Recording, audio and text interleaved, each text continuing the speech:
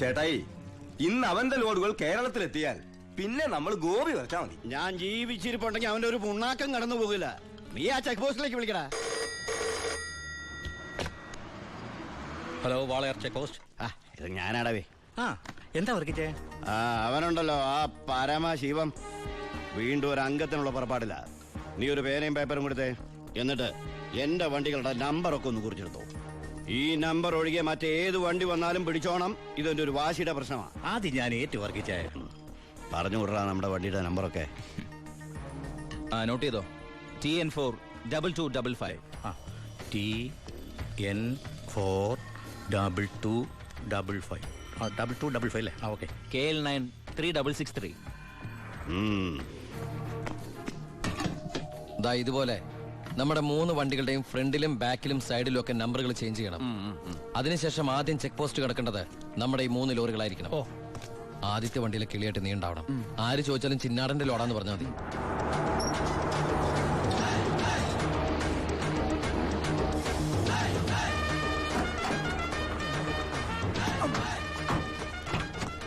നമസ്കാരം. ചിന്നാടൻ മുതലാളിയുടെ ലോറികളാ, 3 ലോഡുണ്ട്. എന്താണ് വണ്ടിയില്? പെട്രോളാ? അല്ല, ഡീസലാ.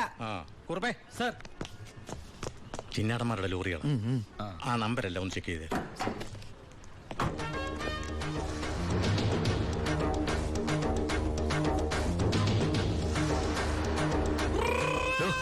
എന്താ സാറേ? എന്താണ് കോഡ്? കാലാപ്പാനി, ചിന്നാടന്റെ കാലാപ്പാനി. എല്ലാം ഓക്കെയാണ് സർ. ശരി ശരി. എന്റെ കന്നിലോടാണ് സാർ, അനുഗ്രഹിക്കണം. ശരി, ഒന്ന് പോക്കിക്കോളൂ. വണ്ടി പോട്ടെ, എടുത്തോ, വിട്ടോ.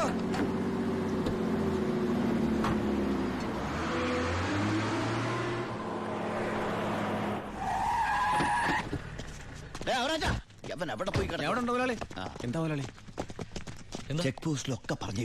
കോഡ് മറക്കണ്ട. കാലാപ്പാനി. ശരി.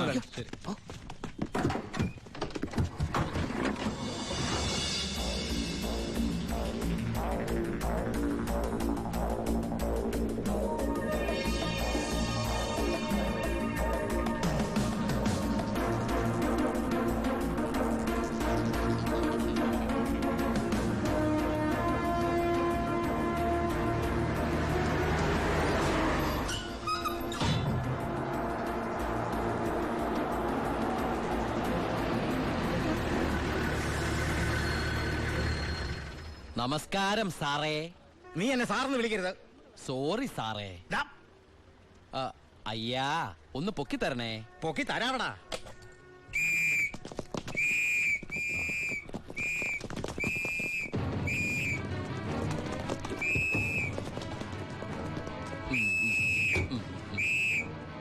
എല്ലാരും ആയില്ലേ? ഈ 3 ലോഡും പ്ലാച്ചുമടക്കുള്ള കുടിവെള്ളമായിരിക്കും. ഏടാ? അല്ല, സ്പിരിറ്റാ. സ്പിരിറ്റോ? കേറി പരിശോധിക്കണോ സർ?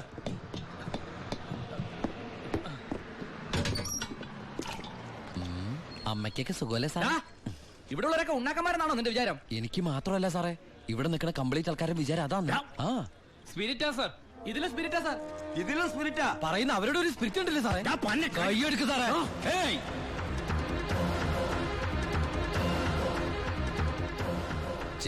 ചിന്നാടന്റെ ലോറിയിൽ സ്പിരിറ്റ് കടത്തുന്നതിന് എന്റെ മെക്കട്ടങ്ങനെ കേറിയണ്ടല്ലോ.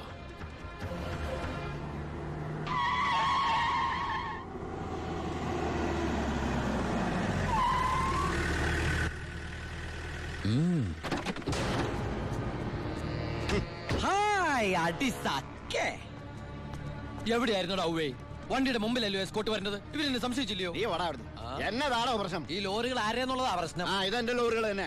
കേട്ടല്ലോ, എല്ലാരും കേട്ടല്ലോ. കള്ള സ്പിരിറ്റുമായിട്ട് വന്ന ഈ 3 ലോറികളും നമ്മുടെ ബഹുമാനപ്പെട്ട വർക്കിച്ചിന്റേതാണെന്ന്. ഇത് നമ്മുടെ ലോറികളല്ല. അത് തന്നെയാണോ ഞാനും പറയാൻ വന്നത്. ഇത് നമ്മുടെ ലോറികളല്ല. ഇത് വർക്കിച്ചിന്റെ ലോറി തന്നെ. ഇത് കൊച്ചുവളുടെ പേരിലായിട്ടിരിക്കുന്നത് ചഞ്ചൽ. ഇത് എന്റെ ലോറികളെ അല്ല. അല്ലേ? അല്ലെന്ന് പറഞ്ഞില്ലേ? അപ്പൊ ഓക്കെ. വർക്കിച്ചായന്റെ ലോറികൾ അല്ലെങ്കിൽ നമുക്ക് പിടിച്ച് അകത്തിട്ടല്ലോ സാറേ. എന്തായാലും ഉടമസ്ഥൻ വരുമല്ലോ, അപ്പൊ അയാളെയും പിടിച്ച് അകത്തിടാം. എങ്ങനെയുണ്ട് എന്റെ ഐഡിയ? സാറിന് ടോയ്ലറ്റ് പോകാൻ പറ്റുന്നുണ്ടോ? ഫേസ് വല്ലാണ്ടിരിക്കണു. വർക്കിച്ചായ ഒന്ന് ഇങ്ങോട്ട് വന്നേ. വന്നേന്ന് ഇങ്ങോട്ട് വന്നേന്ന് ഞാനല്ലേ വിളിക്കണേ. വർക്കിച്ചന് ലോറിയിൽ ലോഡ് അടക്കം വൻ നഷ്ടം വരുമെന്ന് എനിക്കറിയാം. വർക്കിച്ചിന്റെ വണ്ടികളുടെ നമ്പർ ഉപയോഗിച്ച് എന്റെ ലോറികള് 1 മണിക്കൂർ മുമ്പ് പാലക്കാട് അതിർത്തി കടന്നു. ഇനി മഷിയിട്ട് നോക്കിയാലും കിട്ടില്ല. എന്തിനാ വർക്കിച്ചൻ എന്റെ റൺവേ കയറി കളിച്ചത്? അതുകൊണ്ടല്ലേ ഞാൻ കയറ്റി കളിച്ചത്. ഇനി എന്റെ റൺവേ കയറി കളിച്ച ഇതൊരു സാമ്പിൾ വെടിക്കട്ട. തൃശൂർ പൂരം കാണാൻ പോകുന്നേ ഉള്ളൂ. വരട്ടടവേ. ആ അടി സക്കേ. ഒന്ന് തള്ളിക്കേ. ദേ അയാളെ വിളി. സാറേ ഒന്ന് പൊക്കിക്കേ. ആ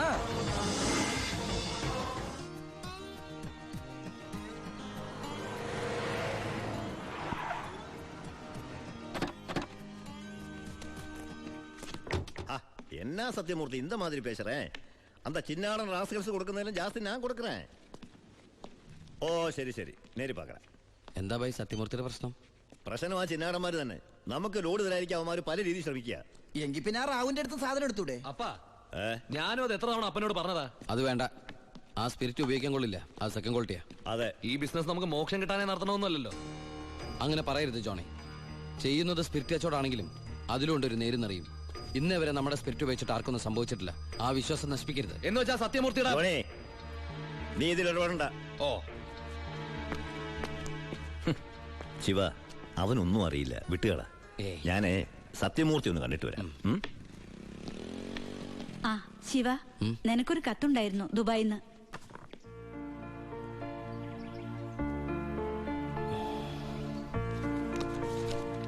എന്താടാ? വീട്ടിൽ നിന്ന് ഗോപിയുടെ അച്ഛൻ മരിച്ചു. എപ്പോ? മരിച്ചിട്ട് കുറച്ചു ദിവസമായി. നമുക്കൊന്ന് പോണ്ടേ? എവിടേക്ക്? നമ്മളിപ്പോ ദുബായിലല്ലേ. ഓ, അപ്പൊ ഗോപിക പാവം വീടൊഴിഞ്ഞു പോവാത്രേ.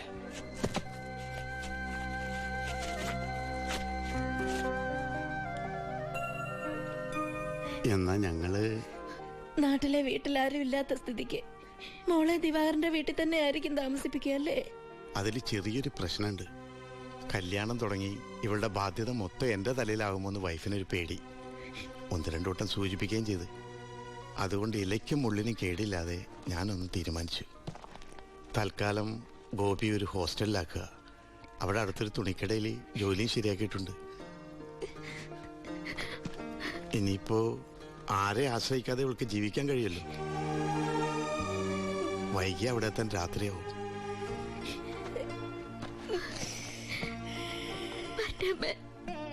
എന്റെ മോളെ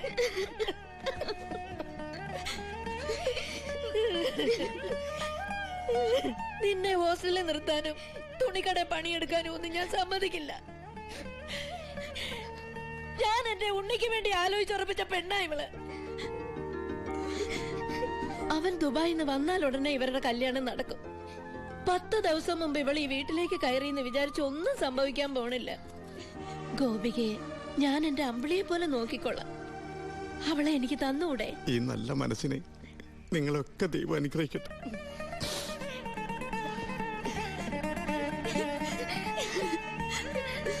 എന്താ വരണം? വാ മോളെ.